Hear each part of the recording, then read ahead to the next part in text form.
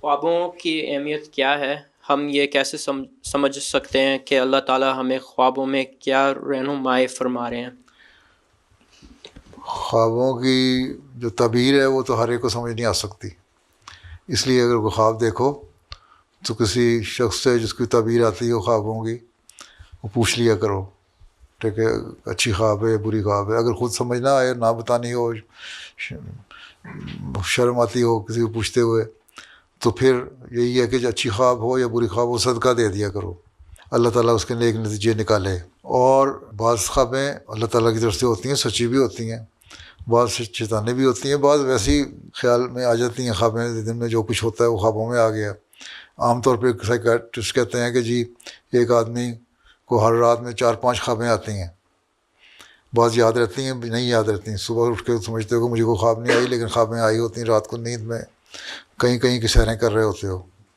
ٹھیک ہے۔ جو خواب یاد رہ جائے اس کو پھر دیکھو، اس کا انالیسس کرو کہ اس میں کیا میسج تھا، اگر سمجھ آ جائے ٹھیک ہے، نہیں تو کسی سے پوچھ لو۔ اب وہ حضرت یوسف کے زمانے میں بھی تو اس کو خواب آئی تھی نا، بادشاہ کو، اس کو سمجھ نہیں آئی تھی، جو اس کی انٹرپریٹیشن کرنے والے تھے انہوں نے کہا یہ تو خیالی خوابیں ہیں، دماغ کا خیال ہے، لیکن حضرت یوسف نے اس کی تعبیر کر دی، ان کو سمجھ آ گئی کہ 7 بالیاں اور 7 گائیاں، ان کا کھانا اور نقصان ہونا اور زرخیز زمین ہونا اور ڈراؤٹ آنا، یہ سارا کچھ باتیں ہیں نا اس میں۔ بعضوں کو سمجھ نہیں آتی خوابوں کی، اس لیے تمہیں بھی سمجھ نہ آئے تو صدقہ دے دو، سمپل علاج یہی ہے۔ اور اگر تو ایسی خواب ہے جو اس میں کوئی میسج ہے صاف طور پہ، جو نیکی کی تلقین جس میں کی جا رہی ہے، نیکی کی باتیں بتائی جا رہی ہیں، تو وہ سمجھو کہ اللہ تعالیٰ چاہتا ہے کہ تم یہ کرو، یہ اللہ کی طرف سے خواب ہے۔ اور اگر کوئی ایسی بات ہے جس میں کوئی کہا جائے کہ برائی کر لو کچھ نہیں ہوتا، تو وہ سمجھو کہ یہ شیطانی خواب ہے۔ ایک لطیفہ ہے، ہمارے ہاں ایک بزرگ ہوا کرتے تھے، وہ بڑی فیملی تھی جو پولیٹکس میں بھی بڑی آئی ہے، اور بڑے لینڈ لارڈ ہوا کرتے تھے، نون فیملی ہے سرگودے کی۔ ان کے ایک احمدی ہو گئے ان میں سے ایک بزرگ، حضرت خلیفہ ثانی کے زمانے میں، ان کے اولاد نہیں تھی، بڑھاپے میں جا کے ان کے ایک بیٹا پیدا ہوا، حضرت خلیفہ ثانی کی دعا سے کہتے ہیں بیٹا پیدا ہوا، اس لیے اس کو ربوہ میں وہ لے آئے۔ شروع کی بات ہے، ربوہ میں بھی سڑکیں بھی نہیں بنی تھیں، تھوڑے کہیں کہیں گھر تھے، اور وہاں اسکول میں اس کو داخل کرا دیا۔ امیر لوگ تھے، ان کو مائکرو بس AW کی مائکرو بس لے کے دی ہوئی تھی، وہ گھر سے کار پہ آیا کرتا تھا اسکول، جبکہ باقیوں کے پاس ٹوٹا ہوا سائیکل بھی نہیں ہوتا تھا ربوہ میں، لوگوں کے غریب لوگ تھے سارے، 1 یا 2 یا 3 کاریں تھیں سارے شہر میں۔ تو بہرحال وہ ان کی یہ تھا کہ کچھ پڑ جائے اور کسی قابل بن جائے، بڑھاپے میں پیدا ہوا ہے لڑکا اور نیک ہو، ہے میرے پولیٹکس میں نہ چلا جائے یا برائیوں میں نہ چلا جائے میرے خاندان کے لوگوں کی طرح۔ تو اس نے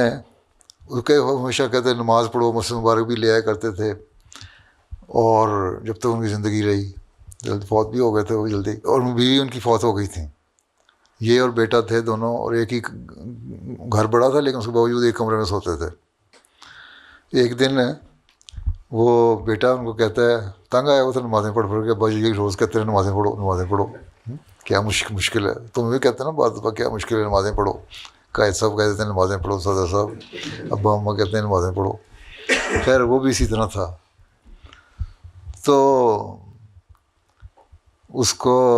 ایک دن صبح اٹھ کے کہتا ہے کہ ابا جی مجھے رات خواب آئی ہے، حضرت مسلم موعود خواب میں آئے ہیں، انہوں نے کہا بیٹے تم نمازیں نہ پڑھا کرو۔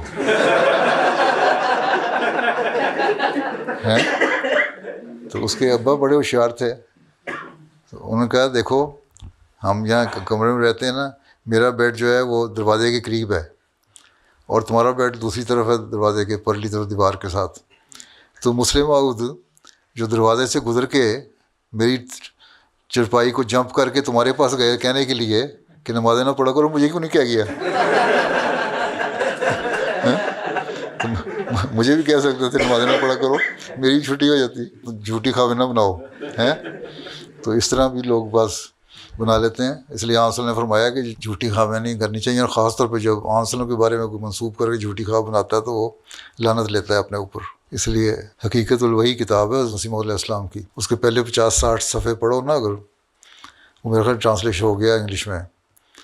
تو اس میں خوابوں کی کیا خواب ہوتی ہے، کیا حقیقت ہوتی ہے، وہ سارا باتیں پتہ لگ جاتی ہیں۔ وہ اب تم بڑے ہو اپنا کالج یونیورسٹی میں جانے والے ہیں وہ پڑھو, تمہارا نالج ہونا چاہیے اتنا.